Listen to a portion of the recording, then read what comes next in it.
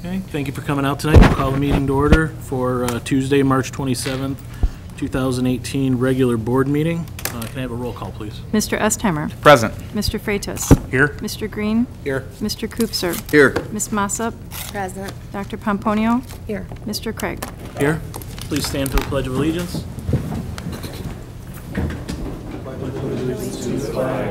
United States of America, and to the republic for which it stands, one nation, under God, indivisible, with liberty and justice for all. Read okay. Southgate's mission statement is learning for life. The vision statement is Southgate Community Schools, the best choice for students and parents. Okay. Do we have any revisions or an approval of the agenda?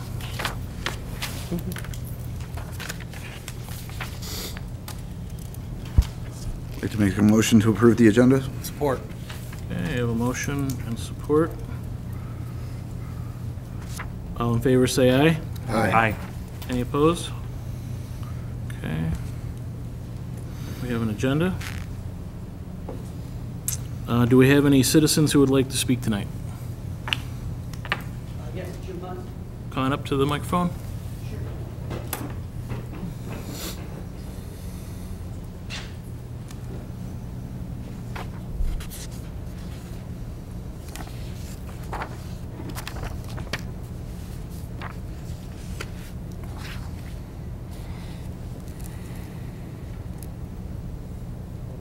Hello, guys.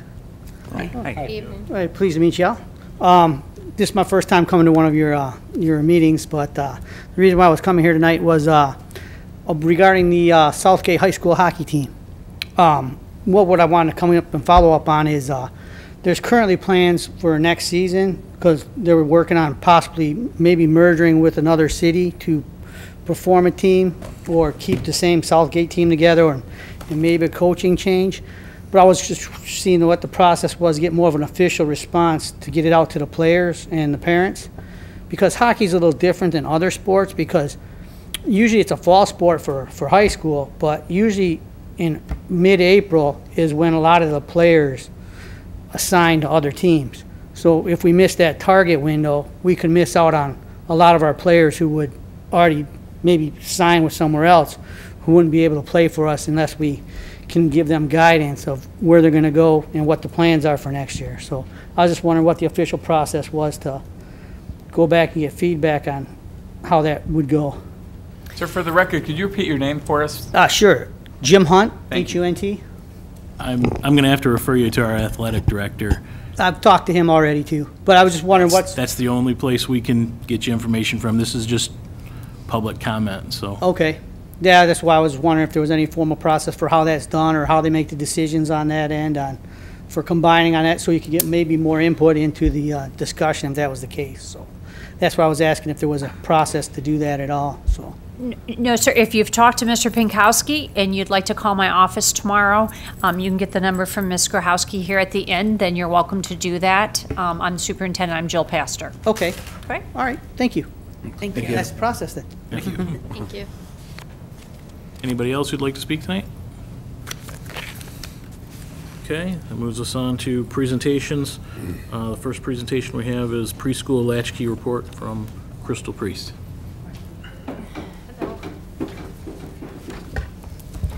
Hi, haven't seen Well. everybody in a while. I know I'm one of 4 presenters tonight, and you see that it's quite full in here, so I'm going to just try to cover as much as I can because I know that there is a tremendous amount. And as far as a lot of the financial budgeting, Teresa's giving a presentation following mine, so I'm just going to try to stick to a lot of the main points, and I'll answer questions as we go along. I'll start with the before and after school program, which is also known as the Latchkey program. We're currently caring for about 350 students, and we have sites at each of the 4 elementary schools. These are consistent with last year's numbers, but we have a big difference this year of having more children who are staying in the program and not withdrawing. That was a problem last year, that we were seeing that they were starting out with us and then not continuing for the full year, and we've stayed at capacity, which is been really good at all the sites, including the morning, which was not running at capacity last year, especially in mornings. We're a lot fuller this year. Based on the current, we just did a parent needs survey for the summer program, and we are going to be having it. There was enough response that there was a need, so we're going to be holding that at Grogan alongside with the summer school program. So that's my quick before and after school. Is there questions? Any questions? Because I'm going to move on to the preschool, and I know that's going to take probably longer. Go ahead. At capacity, how many children are in the program? It's a ratio of staff 1 to 10, so we'd stay at 36. Okay. I'm sorry, 1 to 18. I apologize. 1 to 10 is the preschool. It's 1 to 18 for the school age. And we've stayed consistent. Any other questions? Okay. So the last time I was here, I think it was last January, there was a brink of change going on. Last March of 2017, there was an infant toddler room at Asher and a 3- and 4-year-old preschool room. And since June of 2017, the infant toddler room has closed and been replaced by a 3-year-old preschool program that's now running in conjunction with a 4-year-old room. So there's 2 preschool rooms. As of today, there are 29 total 4-year-olds enrolled in the preschool program. And all of them are moving on to some kindergarten, whether it's a transitional, it's in our district mostly. There's 24 total children that are Southgate residents out of the 29. There's 5 total that are from out-of-district communities, and as of today, from the March registration window, 3 of them have registered in Southgate. So 3 of the 5 out-of-districts are currently coming here next school year. In the 3-year-old, there is 26 total children currently enrolled. 16 of them are out of district. If I'm going too fast, I'll stop. What was that first total before the 16? 26. 26 are total in the 3-year-old room. Thank you. You're welcome. And 16 are out of district.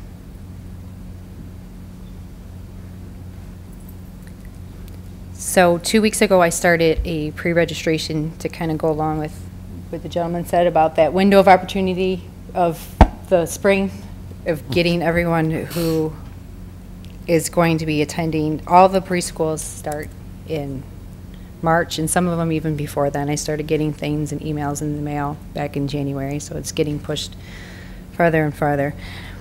So 2 weeks ago, I started a pre-registration with our current parents to give them a jump start. And out of the 26, 14 of them have already registered from the 3-year-old room to come back next fall. In the 4-year-old,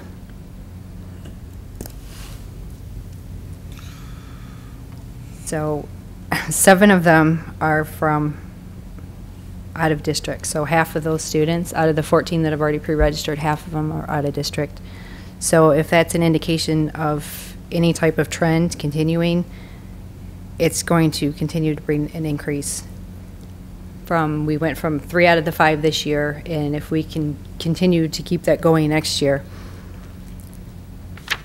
at least half or more. So another big change was in staffing. There was a ratio of 1 to 4 in the infant toddler room, and with our preschool, it's a ratio of 1 to 10. So in opposed to having 6 staff members as last March, we have 4. It's a different ratio, 1 to 10 opposed to 1 to 4. Registrations have stayed the same, pretty consistent with last year, and it's not because it wasn't a good program. I think that kind of says that we have been the same opposed to when it was open to the Asher students. We had 81 last March and we have 92. So the way I think that is, it was an indication even then that we had a good quality program, and it was being seized by opportunity from the Asher students. And we had a few pay, but not consistent like this year. That's been strictly tuition based. So the preschool has been building connections with the community and with parents. Within the month of March, we held spring parent-teacher conferences, which I think the parents were very surprised because I sat in and I listened as my teachers were doing it to just hear the response from the parents. And most of them seemed like they were surprised that we had a curriculum and we were assessing them and evaluating everything that they were doing. They were very grateful. And we also hosted an ice cream social, and that was a very packed room. Next year, we're definitely going to have to expand and do it somewhere bigger. I had left pieces of paper all over the table, and I asked the parents the question, well, parents and grandparents, there was quite a few grandparents, please write a sentence or two to describe our preschool to other parents at the party. And just a few of the responses that I received were, I'm very amazed and thankful for all the teachers have done for my daughter. I love how organized and academic they are. It's a kind, loving atmosphere that brings out the very best in your child. The teachers and staff really worked with my child and always kept in open communication with us. And I could read 25 more, and everything was very positive from the parents. Is there any questions? Brett did a lot of numbers. Sorry. Any questions? As far as the ratios. I just want to close by saying that this program has been worth all the hard work that my staff, which I could not do it without my staff. They are the biggest drive behind this. I can sit and make plans, and without them, I cannot execute anything. They've been a tremendous, I love them all. In June, we'll have our first 4-year-old graduation, and I will make sure that that extends an invitation to everybody to come and see just how far everything has come with our program. And I'm very, very proud of it. Thank you. That's it. No questions? Any questions? All right, thank you very much. Thank you. Thank you very much. Very good. Okay, then we have food service report from Dan Connors. Good evening, everybody. Evening. I just wanted to thank you for letting me travel to Washington, D.C. to the legislative thing. It was pretty interesting. It was amazing how big that Capitol building is when you have to walk from one side to the other side. So it was very, it was a good visit, you know. The biggest concern was the block grants, and we had an opportunity to talk to both senators and also Debbie Dingell's office and Brenda Lawrence's office.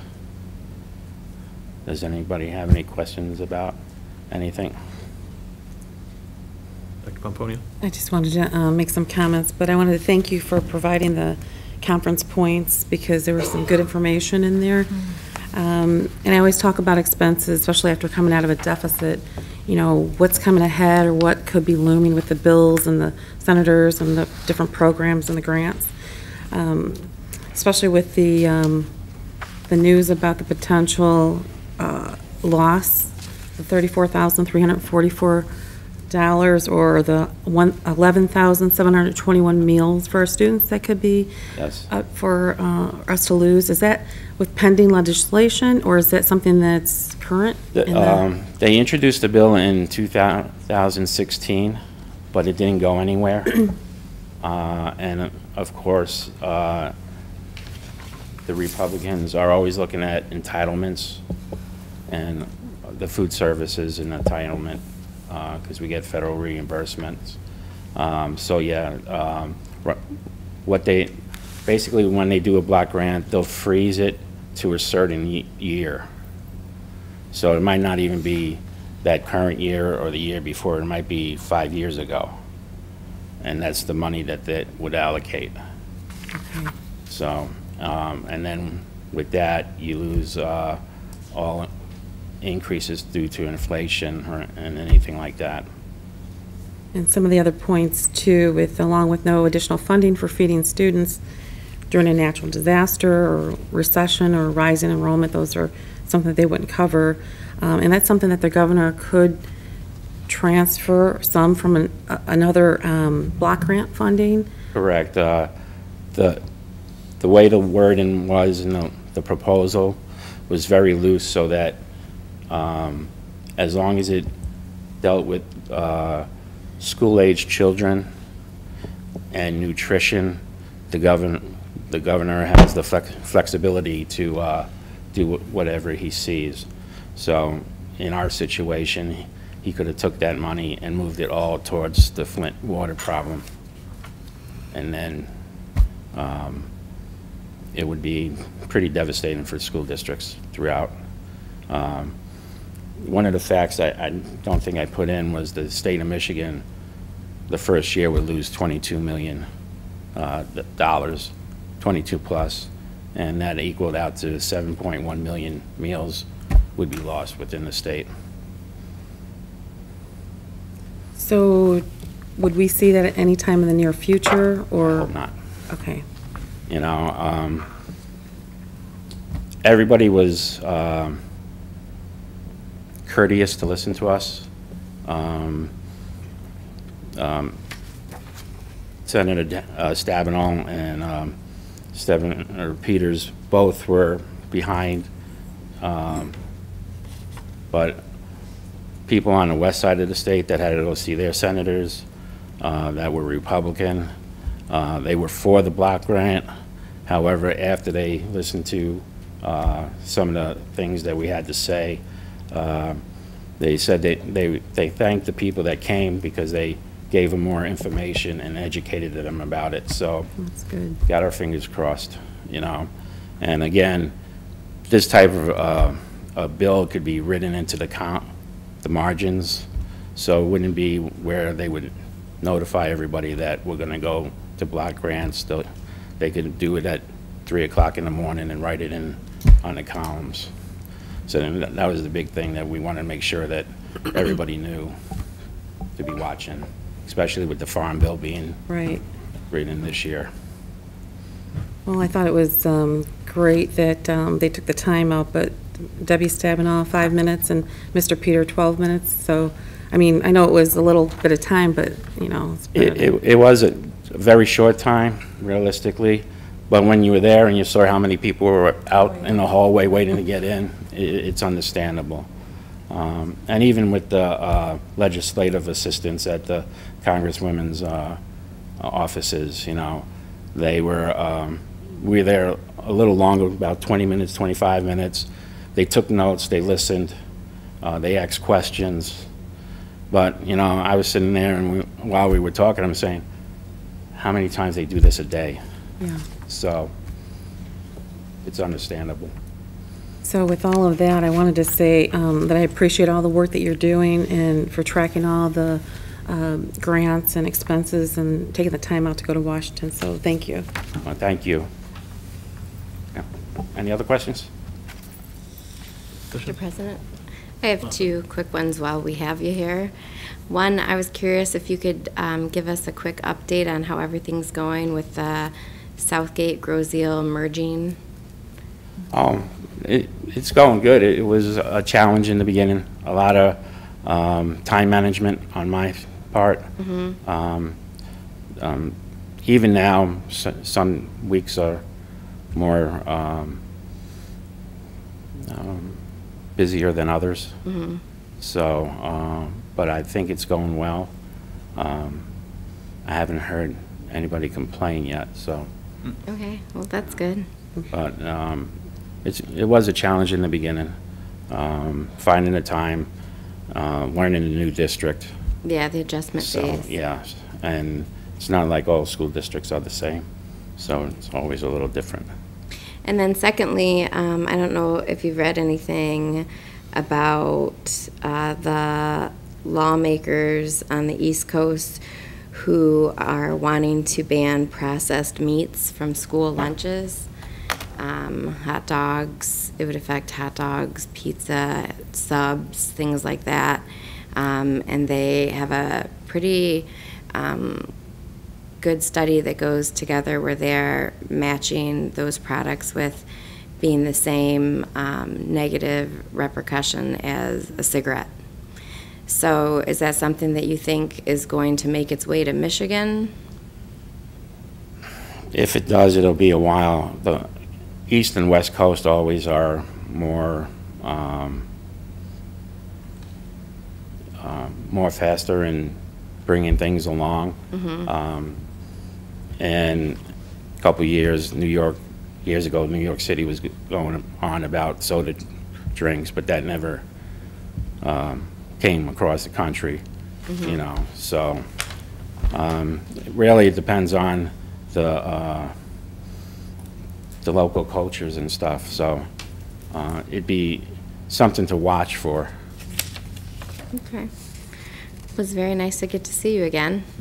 Thank you. Thank you. Any other questions? Okay. Thank you very much. Thank you. Thank you.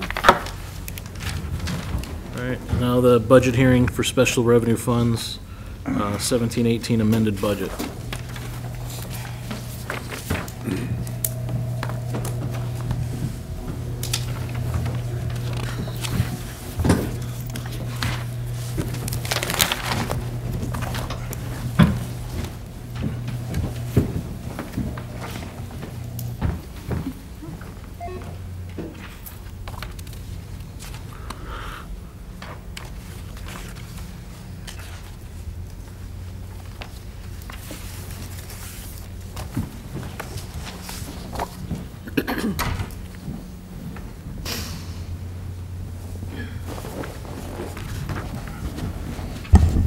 So back in December, I presented the board with the first amended budget for the general fund.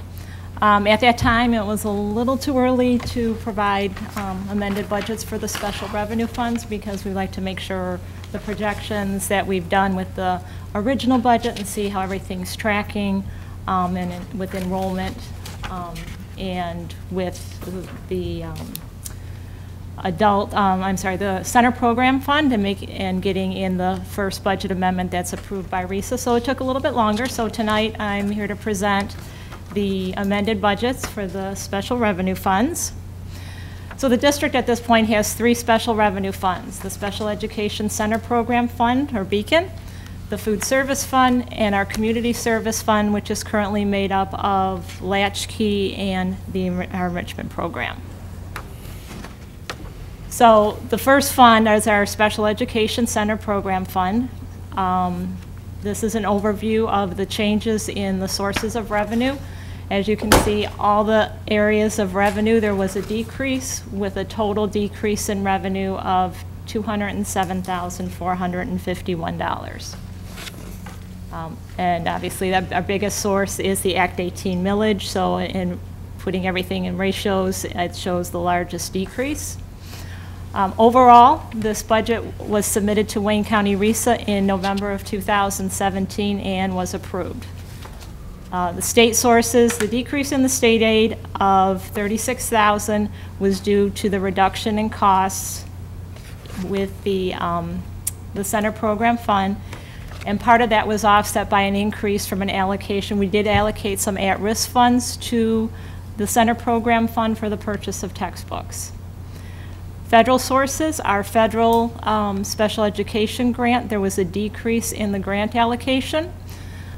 So our award was $53,000 less than the prior year.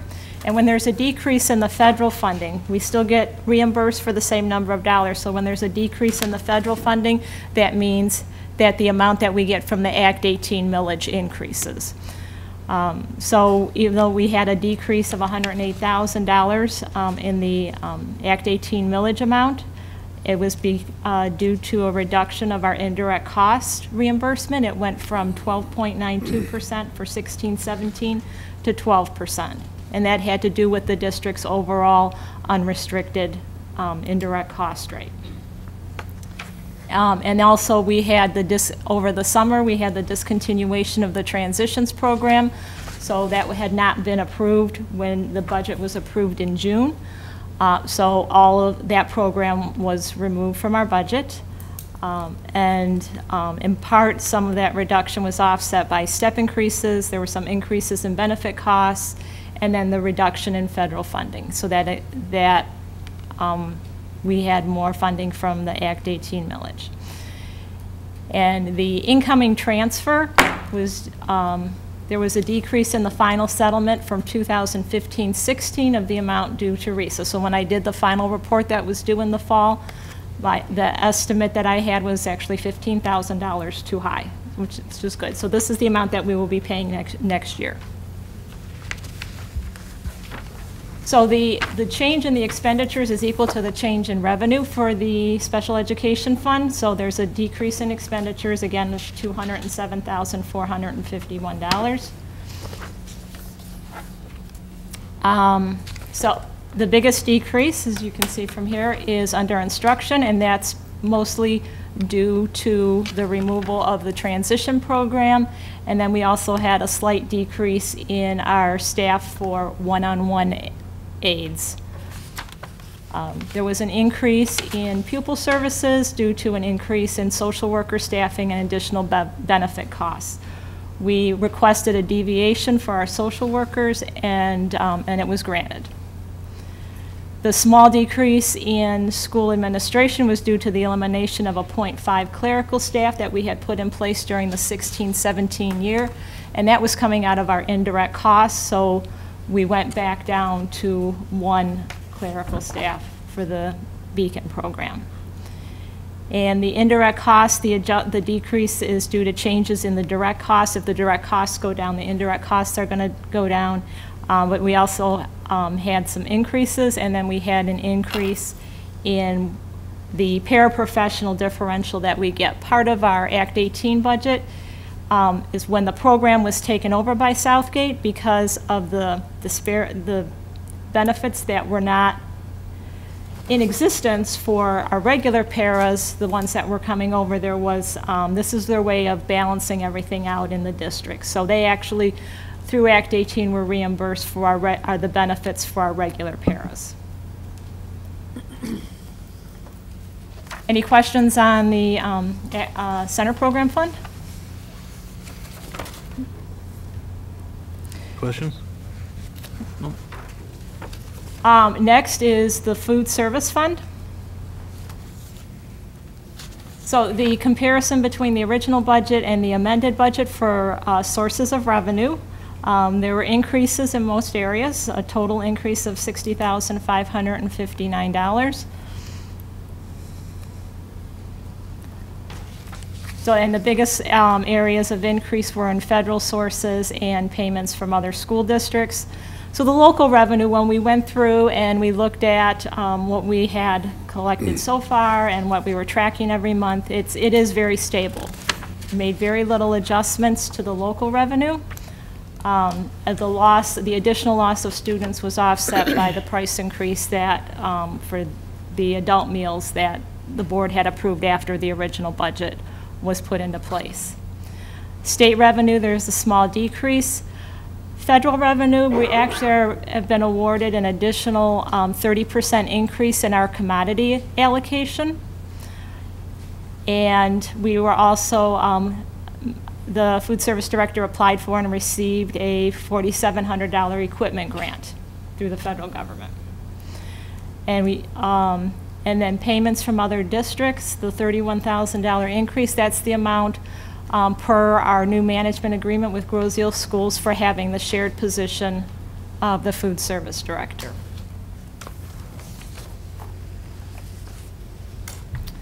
This is an overview of the change in the food service fund expenditures. There were increases in the expenditures, and then there's a decrease in the amount of the outgoing transfer to the general fund. The salary increase of $18,510, $10,000 of that is the increase in the food director's salary due to having the management agreement with Grosse-Ile Schools. And also there was a budget correction on my part when I did the budget on the original budget for the managers. I used last year's budget and didn't take but actually the actual cost was a little bit higher, and that's what the cost is tracking for this year. The cost is consistent. I should have updated it when I did the original budget.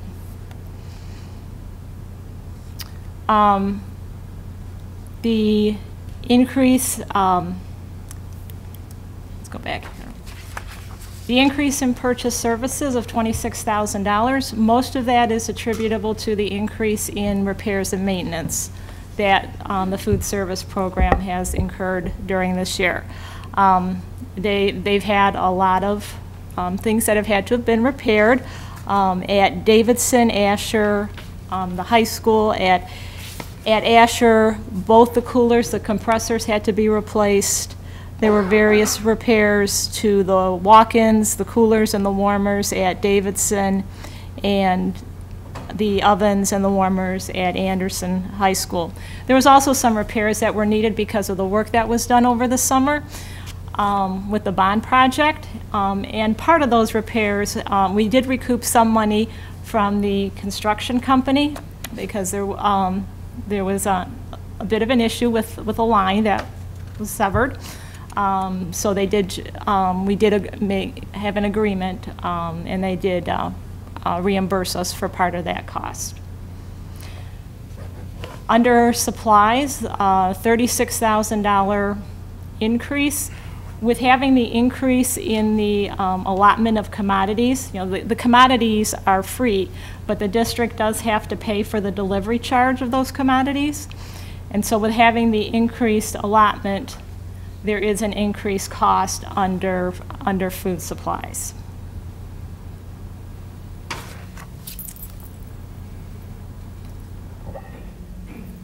Under capital outlay, the increase of $4,760 equals the amount of the grant that we got from the federal government, and that was equipment purchases at Beacon.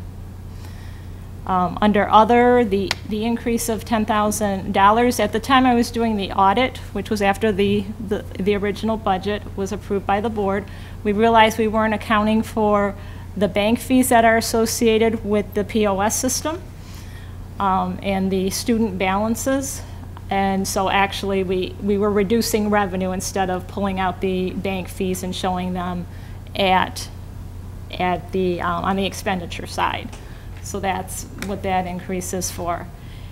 And then the outgoing transfers to the general fund is a decrease of $35,000.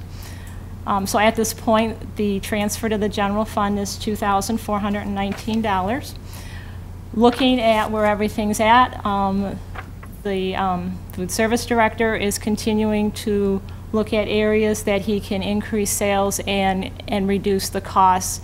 And the goal is to get us back to transfer back to the general fund of at least where we were at on the original budget.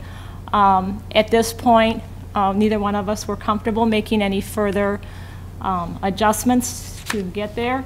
This is a budget. It's a point in time, and we're going to continue to monitor this to get back to where we were with the original budget. Are there any questions on the food service fund? We switched over to the white bread pizza. Did we do that from our last bid? Okay, have you seen an increase or decrease between this year and last year with the wheat bread pizza? I haven't seen maintaining. I haven't seen any change. Okay.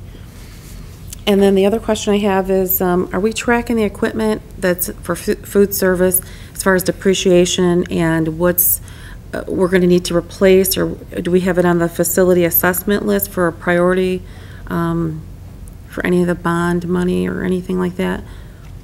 There was bond money that was allocated for food service equipment. Some of the serving lines were replaced. Some of the coolers were replaced.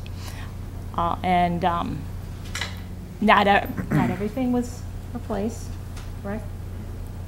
So do we have a list where it's we're something tracking? that we're working, we're working on. I think, especially the one at Asher, that so he's looking at the age of the equipment and what we can do to kind of balance the repair costs out and see what we can do Okay. with replacement. Okay, thank you.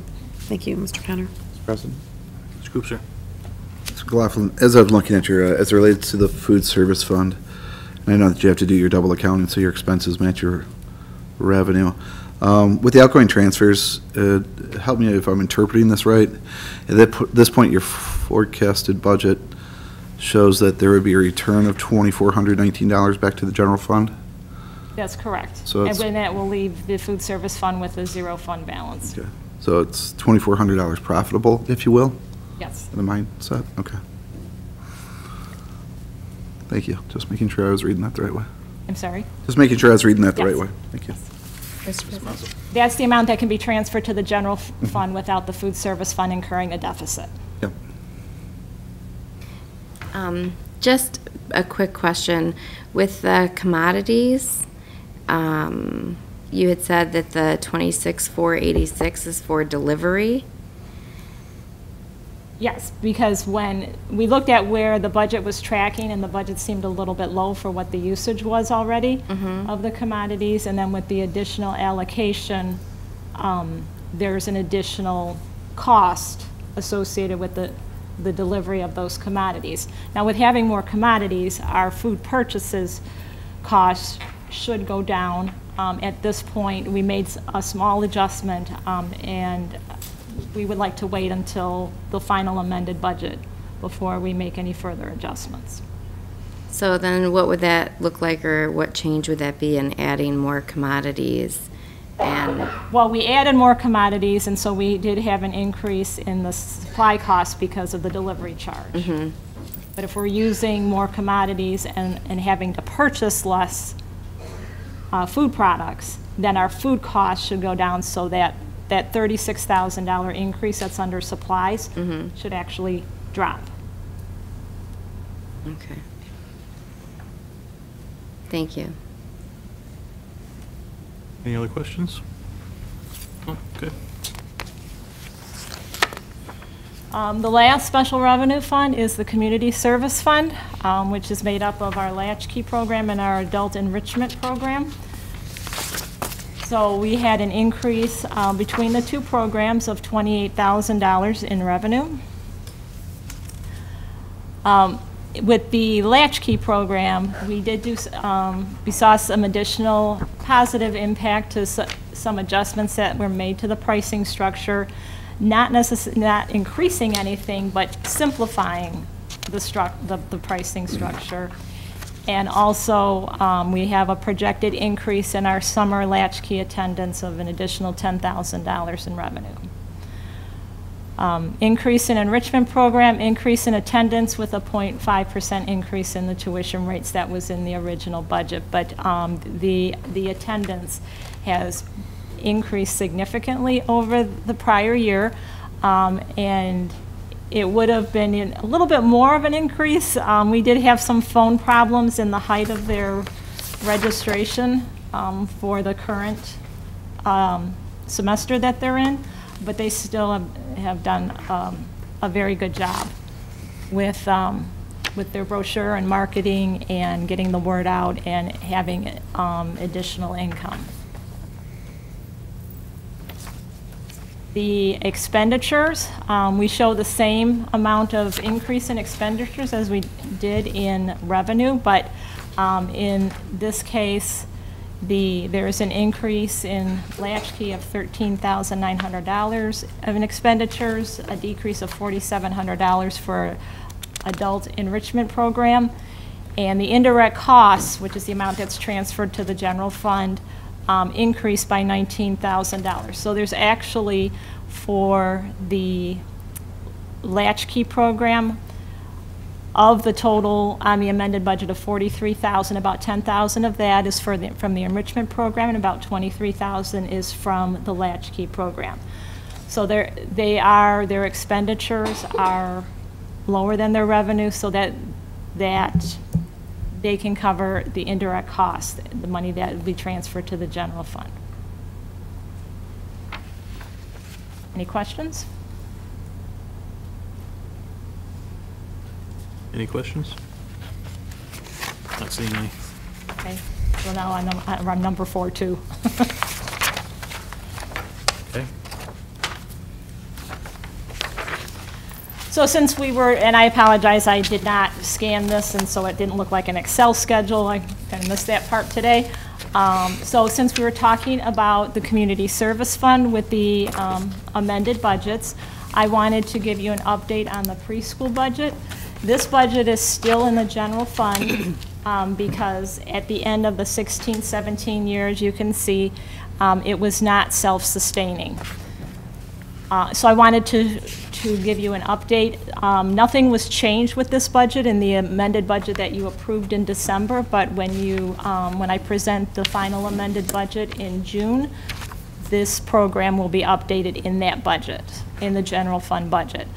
So as you can see, for the year ended June 30th, 2017, we had an operating loss of $154,334 for the preschool program. Our original budget with the projected changes from closing the infant toddler room and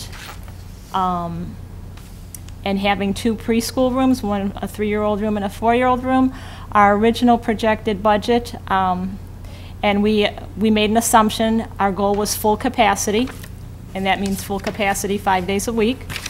We had revenue of $209,000, expenditures of $204,000, and showed an excess operating income of just over $5,000. Now that half the year has gone by, as you heard from Mrs. Priest, the program is doing it very well. Looking at the enrollments, especially in the 3-year-old classes, they don't come every day. For the 4-year-old class is more of a full-time class, but the 3-year-old room is not. So we're projecting to adjust the revenue, and it'll be lower to $137,000. But at the same time, the director has worked very hard to ensure that the staffing costs are meeting where they are with enrollment-wise. So you can see with the salaries, there's been significant decreases. There's been some changes in staffing. Instead of having 2.7 assistant teachers, we have 2. And the employee benefit costs decreased significantly because we did, after the budget was originally approved, there were some shifting of staff. So the staff under the preschool program don't qualify for the insurance. So some of the costs have shifted over to Latchkey. So based on that, at this point in time, we are showing a slight operating loss of $9,000. We have certainly come a long way from the loss of $154,000. And the director is working on some initiatives to get some of those 3-year-olds to come a couple more days a week. And so we're going to track this again and then see where we're at when I do the budget amendment in June. So that's where we're at with preschool. Any questions? Any questions? I just have one. We don't have any indirect costs associated with this, correct? Well, we do, but because there's a loss, but there's nothing, right, it's in the general fund. Right. So. Okay. Right. So with this positive shift in activity, what the plan is that for this, starting with the 18-19 school year, this will be moved to the community service fund. Okay.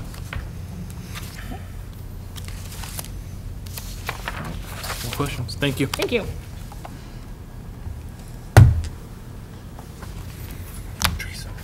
Teresa.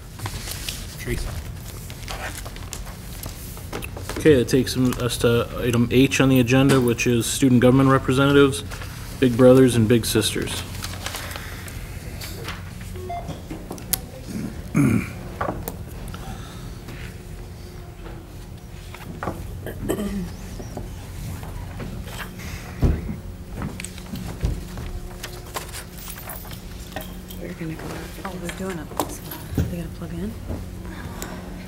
Good evening.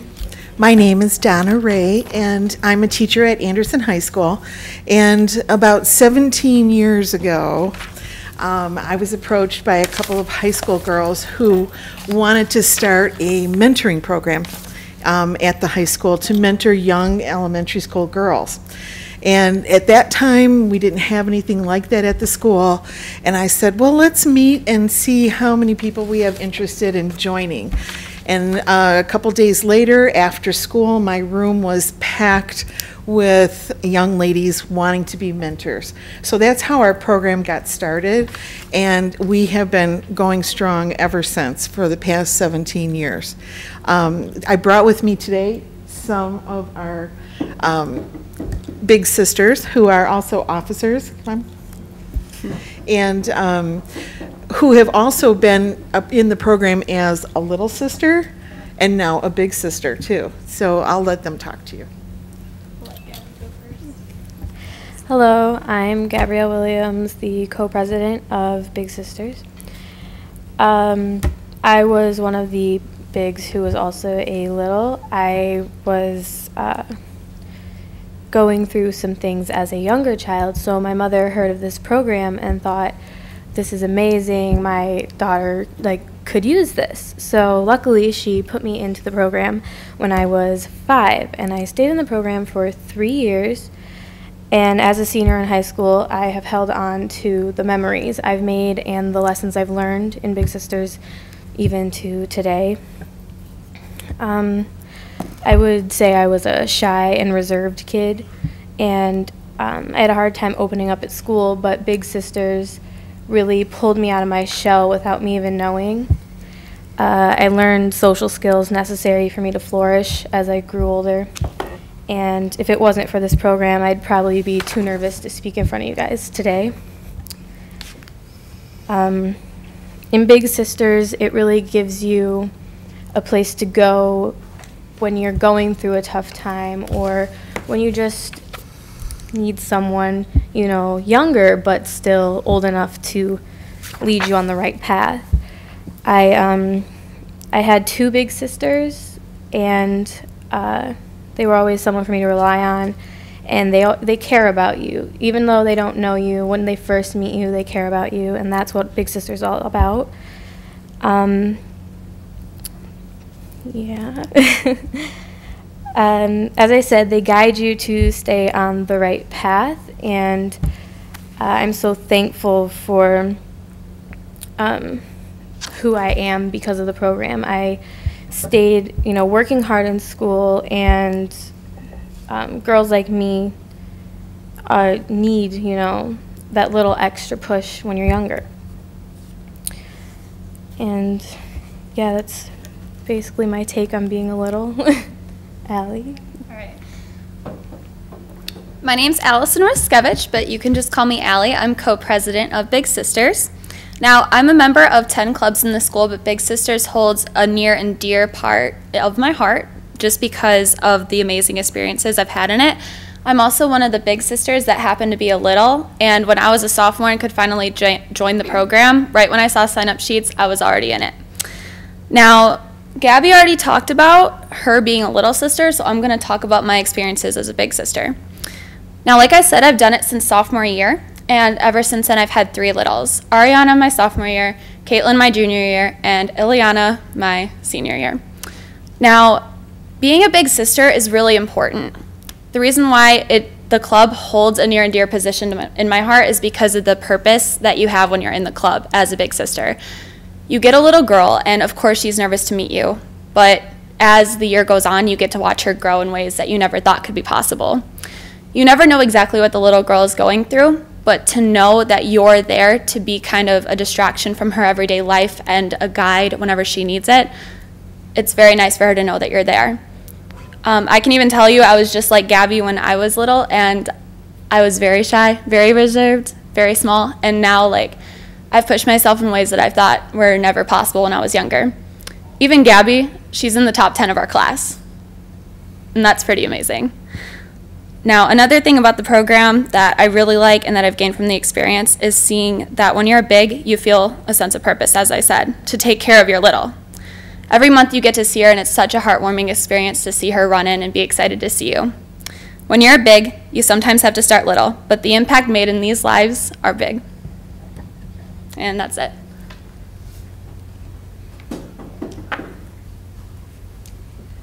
My name is Mary Henderson, and I'm the historian of Big Sisters. In Big Sisters, our activities reflect around the topics they're discussing in school, whether it's friendship, respect, or equality. The activities we do help them develop them. The activities we've already done are diversity bingo, giving gifts, making each other bracelets and shirts, watching Inside Out, writing Christmas cards, and talking about responsibility. Giving a piece of paper to each other and writing compliments on it helps them develop respect, be kind, and develop humbleness. They look up to their big sister, which helps them demonstrate the good qualities they are learning. If their big sister is being respectful to others and kind, they will also be. This is also a place for little sisters to drop their worries and have fun with their big sister. It may only be once a month, but we help the little sisters in ways they might not even know. And that's it. Thank you. Oh, I was going to say, any questions? Just to let you know, too, our program is student-driven, student-led. These girls come each month prepared to plan the activity for the month based on the needs of the little sisters. So we have conversations about issues that we see popping up all the time. And so we work on activities to kind of help them reinforce what they're learning in the elementary schools. We follow the PBIS topics for each month, and so we can reinforce what they're getting at the elementary school. Ms. Denholter also worked with me all these 17 years, and she heads up the Big Brothers program.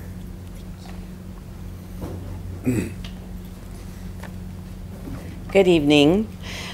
I am Ms. Dunholter. Like she said, I'm the co-facilitator of the Big Brothers program along with Mr. Klein, the high school gym teacher.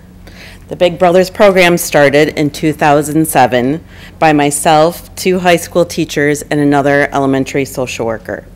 The elementary teachers were requesting a boys mentoring program for the district since we already had the girls mentoring program.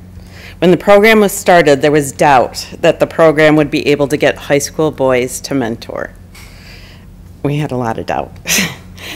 But I am proud to say that each year we have 60 high school boys that volunteer their time to mentor 60 elementary boys, 1st through 3rd grade.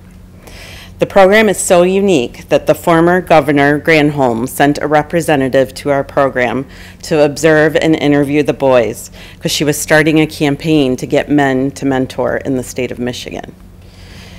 The Big Brothers program was awarded the Education and Excellence Award in 2012 and then went on to the final round to be chosen as Michigan's Best from the Michigan Association of School Boards.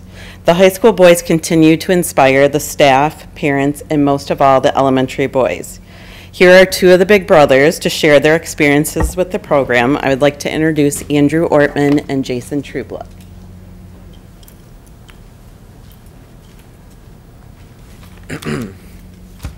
Hello, I am Andrew Ortman. Hello. What has Big Brothers done for me? Being 16 in high school is tough.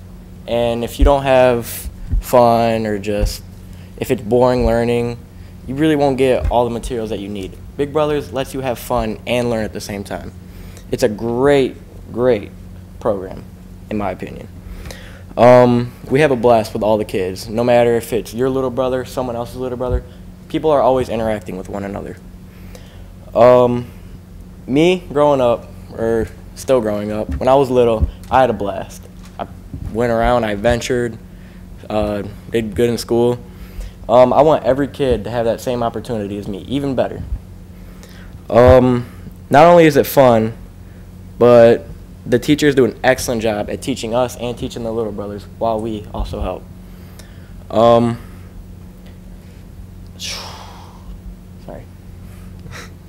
I realized that some kids are quiet than others, and some are louder than others. And Big Brothers will let you interact with that kid and really teach them how to have manners, mature, even at a very young age. The first program, or the first activity that we did, was teaching the kids how to be respectful to adults when other people are talking. Now, my kid Dylan was very shy. He didn't come out of his shell at all. He never talked to anybody, even rarely to me. He just kind of mumbled. The third time he saw me, he was energetic. He was playing around. He was interacting with more kids. I mean, it just showed me that the program actually works for these kids. And it gives them a chance to bond with one another and high schoolers. It's a wonderful program, like I said. You could talk about anything, honestly. It doesn't have to be about school. It doesn't have to be about learning. The kids come in, they could talk about home life, social life, anything, sports, anything they want. Nothing's off limits there. It's awesome. Having great teachers like Ms. Dunholter or Mr. Klein to prove me right from wrong, and then I could show the kids right from wrong. It's just a wonderful program. Thank you. Thank you. Hi, I'm Jason Trueblood. I'm a junior at Southgate. I'm a bit nervous, but I have a little speech prepared, so just hang with me. I remember when I was 7 years old in the first grade, and I myself wanted to be in Big Brothers. But for some of you might know, but I already have two brothers myself, older brothers. And my mom wouldn't let me join because she said I already had older brothers. And I'll be honest, I was pretty jealous because I'd always see the kids come into school a little late, big smiles on their face, got to hang with the big kids. So I was a little bit jealous. But I found out that I got to join in high school. So as soon as I found out, I joined, obviously. And if you ask me, I don't regret it one bit, because every time we have a Big Brothers, Little Brothers meeting, watching my little brother John run up to me, all excited to give me a hug, it's really reassuring, because it reminds me of how much I looked up to my brothers. Growing up, my older brothers set every example for me, and if you ask me, I'm a bit of a spitting image of both of them combined. Though I'm not saying I want my little brother to be just like me. I'm just saying that I know whenever I'm doing something, he's going to be watching me, so I have to set the right example. These kids need some guidance because most of them come to the Big Brothers because they just don't have siblings to look up to, set examples for them, and sometimes their parents just don't have enough time to give them the attention that they need. So the kids look forward every month to coming to the high school to hang out with their older brothers. This program shows kids that it just shows kids how to mingle, how to be social, how to make friends. You know, my kid, he always talking about video games. I'm trying to tell him, I like video games, I do. I play them a lot. But always let him know, hang out, try to find some friends out there, go at recess. I love recess, blacktop, some football, basketball, I don't know, either way. But the program shows the kids how to grow up into good young men like me, myself, and Andrew here, all the Big Brothers, because there's some things that a teacher just can't teach. Thank you very much. Thank you.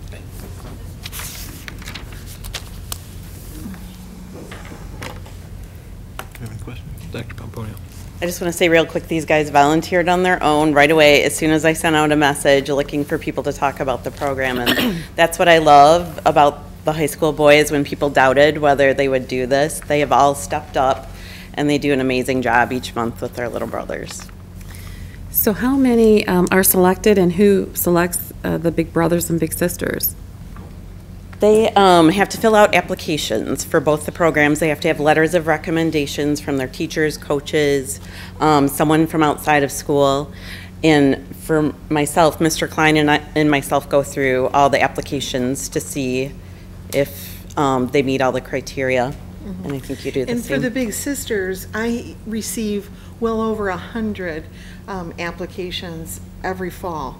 And so as soon as the girls hear that there's a Big Sister meeting, they all come in to pick up all their paperwork, and they too have to submit an application and have to get recommendations from teachers or people outside of the school that they're not related to.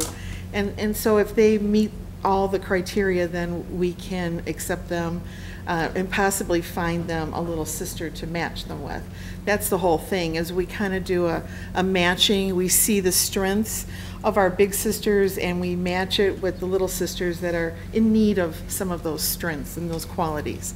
And it's amazing that by the end of the school year, the little sisters even start to look like the big sisters. They dress like them and they act like them, and it's really nice to see how much they rub off on each other. And how many are selected for the Big Sisters? For Big Sisters, usually 65, because we try to take 60 elementary school girls, first, second, and third graders, and then I like to have a few extra for, I call them like substitutes, when some of our big sisters can't be there because of AP classes or field trips or something that has come up that prohibits them from participating that particular month. Sounds good. Thank you. Questions? Mr. Koopser. No questions. I just want to say thank you to Ms. Dunholter and Ms. Ray for your diligence of sustaining such a wonderful program. I wanted to thank the student representatives for having the courage to come and speak to us and compliment you on doing such a wonderful job, and say thank you to all of the volunteers who are part of the Big Brothers and Big Sisters, and that it's a very heartwarming program to hear about, and I'm just proud of all of them, so thank you. Thank you. Thank you. Okay. All right, so we're on to committee reports. First one is Policy Committee. This is just a reminder that the board did approve ending the contract with Neola Policies, and we're starting a more manageable set of law-driven policies with Les Albertson. So Kevin Sutton from Les Albertson has confirmed our work for the Policy Committee to be Tuesday, April 17th, Tuesday, May 15th, and Monday, June 25th at 4 p.m. in the conference room.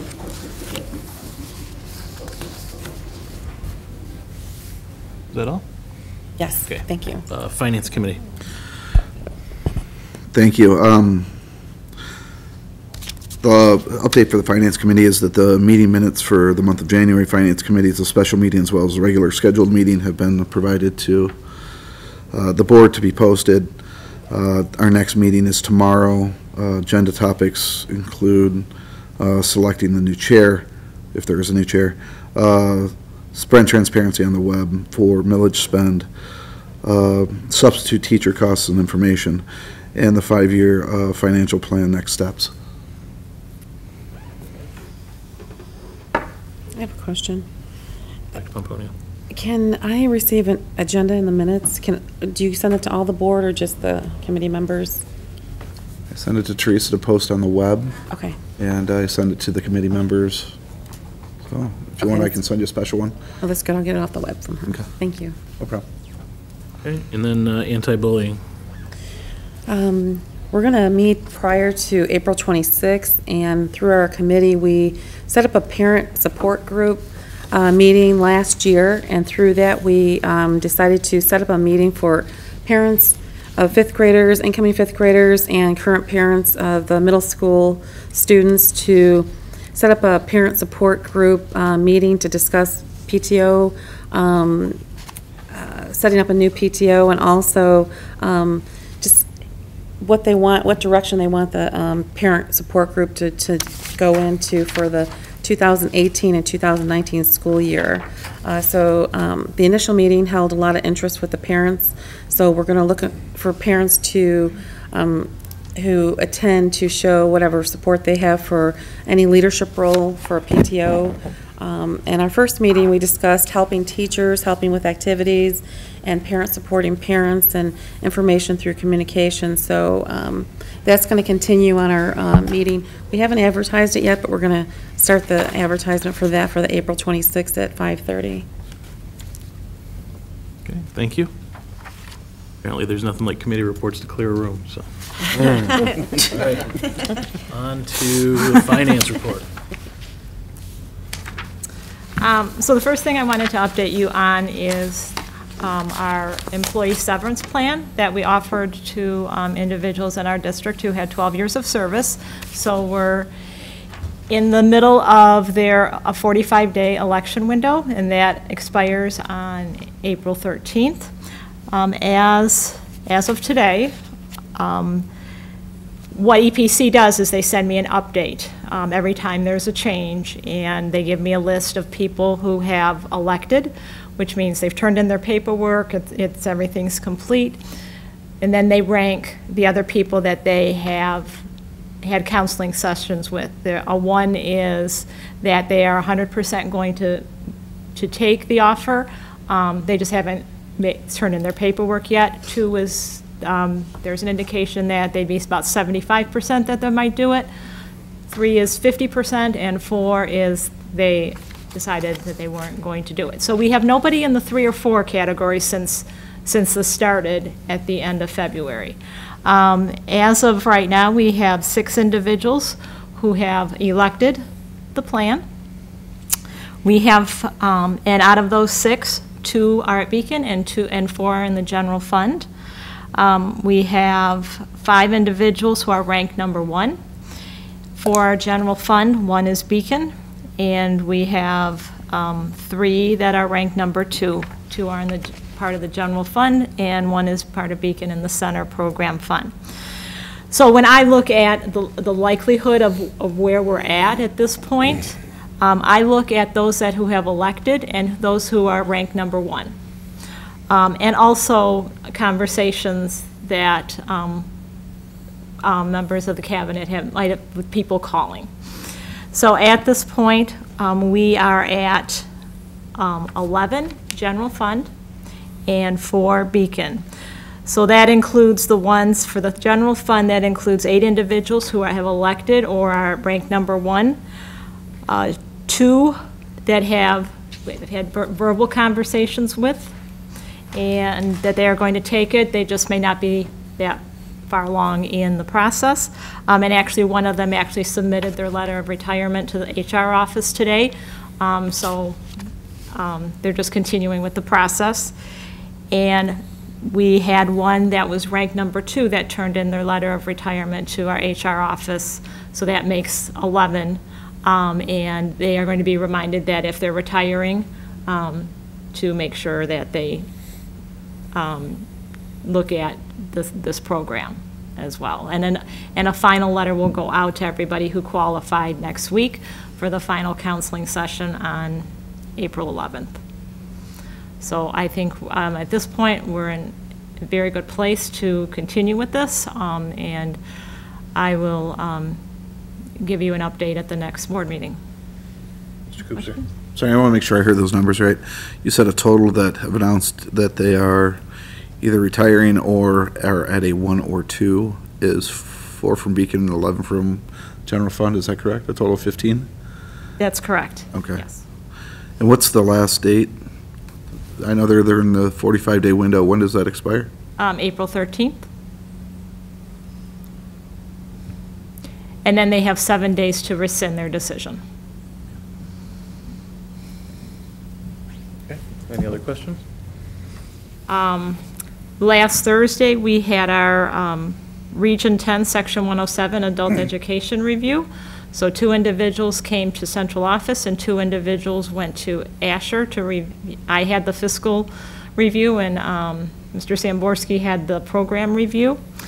They were scheduled to be in our district for 4 hours. They were in our district for 2. They went very well. Everyone, both at Asher and in my business office, we had everything ready for them. They seemed very happy and very pleased with what they saw. They had a few small conversations, and they will issue their report in the near future. And I'll make sure I share that with the board. I wanted to give you an update on our transportation bid process. So we received, out of 7 RFPs that were sent out, we received 2 bids from companies, one of which is our current provider. The bids were, Plant Moran led the bid opening. They took the bids, they were analyzed, and they were followed up on if there were any things that didn't seem like they needed more information. They were also available to the companies if they had questions for them. and then they went through and did a summary for the administration. Both companies were interviewed yesterday. The interview committee consisted of myself, Mrs. Pastor, Kelly Thomas, the special ed director, and Dave Pinkowski, the athletic director. The interviews went well. There are some current concerns that we have with our current provider, and those issues were discussed during the interview as well. The outcome from yesterday is that we needed to do some follow-up, both by both the companies and the district, to gather some more information and put some information together to finalize the cost analysis that Plant Moran will prepare for us. The plan is that Plant Moran will be at the April 24th board meeting to share the final results of the two bids, and the interview committee will provide input to the board as well, as far as making a decision starting on July 1st of 2018. And I have a question. Since no board members had the opportunity to be at the interviews yesterday, would you like to have the companies present at the April 24th board meeting to ask questions? I would like that. Yeah. Okay. And I'll make sure that happens. So, yeah, the next board meeting, it was just too quick, and with spring break and trying to get the last pieces of information on all the parties, we just wouldn't have enough time at the next board meeting. So there'll be a presentation or work session or both on this, and if we were to go with the company that is not our current provider, you do need to make a decision by the May 8th board meeting, because if they're going to do, for their transition plan to take effect for our summer routes, they have to know by that date. So. How soon ahead of time are we going to get the information, the summaries on both companies so that we can review it? Hopefully, I don't know if it'll be by the end of next week or the beginning of the following week. So hopefully you'll have about a week to look at it. As soon as I have it, I will give it to Mrs. Pastor so that she can upload it into your portal. Okay, thank you. Any other questions? That's it. All right, all set. Thanks. Curriculum report. All right. So today I met with school improvement chairs and principals, and we went over the new Michigan School Accountability Index. This is the way that we'll be held accountable moving forward. It replaces the accountability scorecard and all the top to bottom rankings. The student scores are still embargoed, so I won't be able to share any of that information with you until when I do the district improvement plan overview. I'll make sure to share how the index works, and that's in May. All right. And that's it. Thank you. M-STEP starting? SAT starts the 10th of April, and then M-STEP Yep. follows after that. The week we get back? Yep. Oh, but I don't think anyone starts on that day. Okay. We can. That's. Yeah, you can. Yes, that's when the window opens. Superintendent's report. Okay, short report. I knew we had quite a few presentations, but I want to encourage parents that we are seeking parent input regarding several topics, and that these parent perception surveys are again available right on the Southgate Schools website, and they close this Thursday, March 29th. And if you'll just take a few minutes to share your opinion, we would really appreciate it. So staffing for the 2018-19 school year has started. I want to remind you that we're being very conservative considering the number of students that we have lost over the last several years. Our 5-year enrollment trend is at a negative 20.5%, so almost 1,000 students since 2014. In looking at that same period of time and looking at the mobility reports, which if you remember, that means how many Southgate residents we have that have chosen to attend other school districts or charters versus the number of surrounding district residents that are incoming into Southgate schools. In 2014, we had a gain of 380.06 FTEs, so we had 380 non-residents coming in over, so for actually, we had 1,197 students coming in, and we only had 817 students going out. The swing to 2017 is that we have only 879.85 FTEs coming in and 934.21 going out. So our net result now is a minus 54.36 FTEs. So that is a pretty large swing in the last several years, which is causing me to be a little conservative with our staffing. I think it is much easier in September to add a teacher than it is to have to close a section and have to get rid of a teacher in September. So on that note, I just want to say to have a safe and happy spring recess. We do have 10 days off beginning this Friday, and pick up a book and read. Thank you very much. Okay.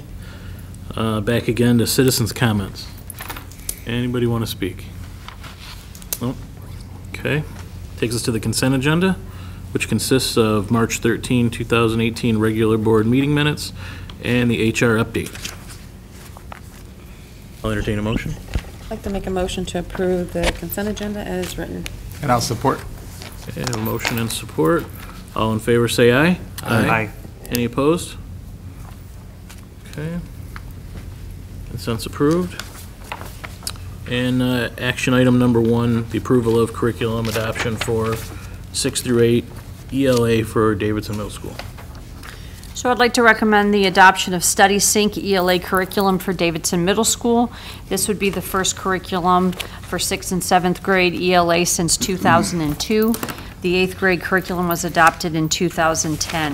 The entire ELA department at Davidson spent hours comparing, reviewing, and trying materials from different companies to make sure it was the best choice. Okay, thank you.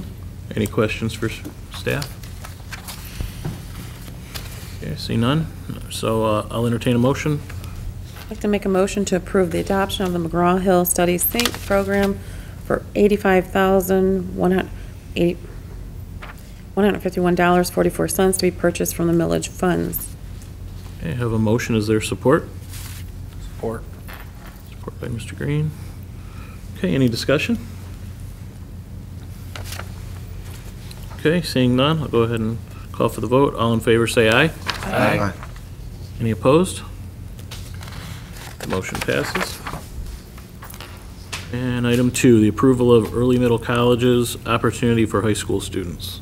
Okay, I would like to recommend the approval of early middle colleges opportunity for students at Southgate Anderson. This would allow high school students to take college courses at Anderson and then later attend classes on campus. These classes may be used towards an associate's degree or used for transfer credits.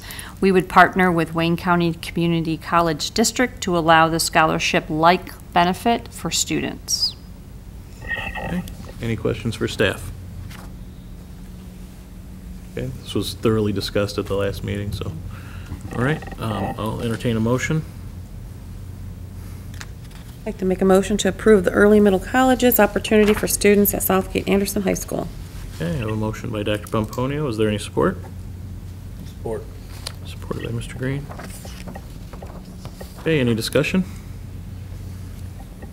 Okay, seeing none, I'll call for the vote. All in favor say aye. Aye. Any opposed? Okay, that motion passes.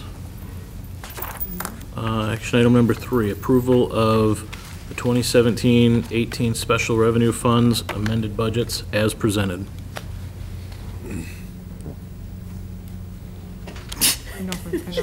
Nothing further, huh? No, Okay. no. All right. I'm not. I think we asked all our questions. Does anybody have any questions now? Nothing else come up? No? Okay. I'll entertain a motion for their item 3. Mr. President, I make a motion to approve the 2017-18 special revenue funds amended budget as presented. Support. Motion and supported by Mr. Estheimer. Any discussion? Mr. Cooper. As I'm looking through this, I mean, and tell me if I'm wrong, it looks like the PowerPoint package is kind of broken out into the different expense codes into the budget itself. That's kind of where I'm seeing the same numbers as we're into the packet. just want to make sure I'm confirming what I'm expecting. Is that? I think the The presentation difference was between this just packet and the presentation that you provided is basically, this It's is the just same. actually where it's in the budget. Yes. And what expense codes it's Right, falling it's more, under. it's just more detail. The revenue codes, it's just Yep. more detail. Yes. That's where I'm seeing the same numbers as they're floating out. So, just, okay. Thank you. Thank you. Okay, any other questions or discussion? All right, go ahead and call for the vote. All in favor, say aye. Aye. Any opposed? Okay, that motion passes. And on to number 4, approval of Davidson Middle School overnight and out-of-state field trip to Washington DC. So you're being asked to approve an overnight and out-of-state trip request for Davidson Middle School students and parent chaperones to visit Washington DC area from May 13th to May 17th of 2019. Any questions of staff? No? Okay. I'll entertain a motion. I'd like to make a motion to approve the May 2019 overnight and out-of-state trip request for Davidson Middle School to visit Washington DC area. Okay, I have a motion by Mr. Freitas. Is there any support? Support. Supported by Dr. Pomponio. Any discussion? Dr. Pomponio. I just want to say that I was one of the parents who took my student to Washington DC, and it was well organized, and the 2 teachers I wanted to say that are, I think, still in charge of this, Ms. Sokolowski and Ms. Shuck, they did a great job. All the kids had a full itinerary, and it was full the whole time that we were there, and I want to wish them a great time. Okay. And they can start saving right now Yeah. and planning and for all that. Get their running shoes on, right? Yes. Okay. All right. No other, I was just happy to see that there's a large number of parents going, so usually that's kind of a concern. We have 3 buses going, 80 parents and 100 students, so they'll be well taken care of. yeah, it's an aggressive ratio. We Okay. had 4 last year. 4 buses and. Okay. All right, no other discussion. I'll go ahead and call for the vote. All in favor, say aye. Aye. Any opposed? Okay, seeing none. That motion is approved. And on to employee representatives. Do we have any employee representatives tonight who would like to speak? Okay. Information announcements. Mr. Estheimer. Thank you, Mr. President. Make some announcements tonight for shelters. Special thanks out from Ms. Gundick to all the 100-plus guest readers that visited shelters this month during the Reading Month celebration. The kids certainly enjoyed story time with each of you, and she thanks you very much for volunteering your time. Shelters Bingo for Books was a huge success. As I mentioned, the last meeting my son and I were planning to attend. We did attend and had a great time. Jake was excited to have won 3 books there. Ms. Gundick wanted also to thank the teachers, the National Honor Society students who volunteered at the event. Ms. Pastor was there as well with us, and it was a great turnout. A great night of love, laughter, and good conversations, and tons of bingo winners, and it was also Ms. Gundick's birthday that night. Tomorrow is the Reading Counts Assembly. All this reading comes to kind of a head tomorrow at this assembly. They had a Read Like a Pirate year-long event, and this comes to a conclusion, as I said, with tomorrow's festivities. I'll be on hand once again to witness this fun event. Each grade will produce a STEM team-building activity with the purpose of protecting their valued treasures, their books. The day will conclude with reading bouncy house party with musical entertainment, dancing by our own DJ Rickendaller. Is it Richard or Ricken? Richendaller. The top reader, the top reading winner from each grade level has celebrations. So should be a fun day tomorrow. Also tomorrow is the cake drop or the cake pop fundraiser pickup. So please remember that. Wednesday, reminder, Life Touch, Chef Tyrus will be at shelters for the spring pictures. And lastly, at shelters, their PTO color run, which is May 6th at 1 o'clock. There's still time to get your color run donations into the office. Come out and join us for the 3rd annual family color run to promote the PTO Shelters Elementary. Join myself, my family. It's actually my wife's birthday, fun present for her, I'm sure, and the Shelters family and PTO that day. For Ford Line, has an event coming up. It's called the Family Fun Dance. It's going to be April 27th, and they need your help. So Ford Line parents, if you can help them with some donations of raffle prizes such as gift certificates, sports tickets, gift baskets, lottery tickets, that sort of thing. Donations can be sent in with your child or dropped off at the office. If there are any large items, please drop them off at the office between 2:30 and 3:25. If you have questions about that specific event, contact fordlinepto@gmail.com, fordlinepto@gmail.com. And that's all I had in regards to my school announcements. As we approve the HR report, I noticed a name on there that I've kind of grown to know. I wanted to wish a happy retirement to all three folks, but a special shout out to Jill Ross at Beacon, who has done an amazing job at Beacon, and last year we actually attempted to retire last year, but she won the DTE Teacher of the Year award, and we got her for another year. She's been at Beacon for, I think, 33, 34 years, and 20 years with Southgate Schools, I believe, since that program's been under us. So congratulations to all the retirees and the new hires, but especially to Jill Ross, and she's retiring at the end of the school year, it appears here. So thank you. Okay. Dr. Pomponio. Thank you. I wanted to say for the HR updates, good luck to Beth Goudreau. I thought she was going to follow me to Anderson for next year, but I know she's got a daughter going there too. So good luck with that transition to Anderson. And also to Jill Ross, congratulations on your retirement. Good luck to you. She's a wonderful person. I'm sad to see her go. And I wanted to thank her for all the tours of the art department at Beacon. So good luck to you. Thank you. Okay. Ms. Mazza. I just wanted to remind parents that Friday is Good Friday and there is no school on that day. I was also lucky enough to attend the JROTC banquet last week, which was my 6th time attending the event. And as always, it was just such a good time, and seeing the kids get their awards and hearing of some of the accomplishments that they have done throughout the year. So anyone that was in attendance or who has a child in the program should be very proud. And Southgate should be very proud for having and hosting a JROTC program.